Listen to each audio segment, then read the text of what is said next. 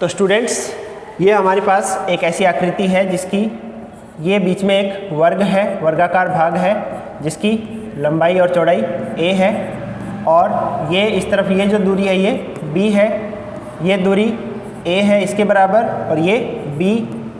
तो इस प्रकार ये बाहर जो आकृति दे रखी है ये एक वर्गाकार आकृति है जिसकी कुल लंबाई जो है वो a प्लस b है, ये a और b, तो कुल लेंथ इसकी a प्लस b। तो बाहर जो वर्गाकार आकृति है इसका क्षेत्रफल क्या होगा, हम जानते हैं इसका क्षेत्रफल होगा भुजा स्क्वायर यानी a प्लस b का स्क्वायर। अब सभी जो इसके अंदर जो इमेज बन रही है उनका, तो अंदर जो वर्ग बन रहा है इसका क्षेत्रफल आएगा a स्क्वायर।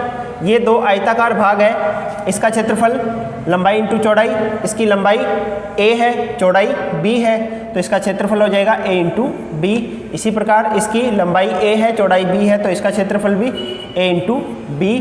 और ये वाला जो हिस्सा है ये एक वर्ग बन रहा है जिसकी लंबाई और चौड़ाई बराबर है b, तो इसका क्षेत्रफल होगा b स्क्वायर।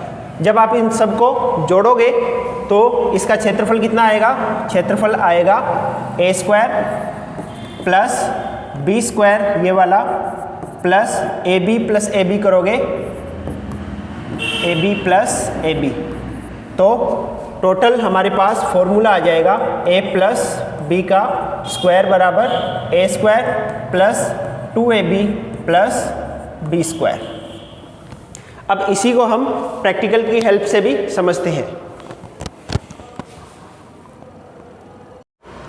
अब आप इस आकृति में देखिए, इसमें ये वाला जो है ये एक वर्गाकार भाग है a भुजा का, और ये b लेंथ है, तो इस पूरे जो बड़े वाला वर्ग है इसकी टोटल भुजा a प्लस b है।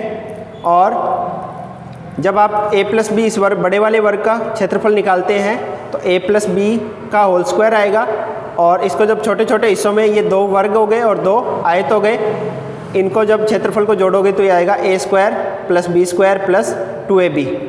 तो इस प्रकार ये हमारा फॉर्मूला जो है वो कंप्लीट हो जाता है कि a प्लस बी स्क्वायर बराबर a square plus 2ab plus b square.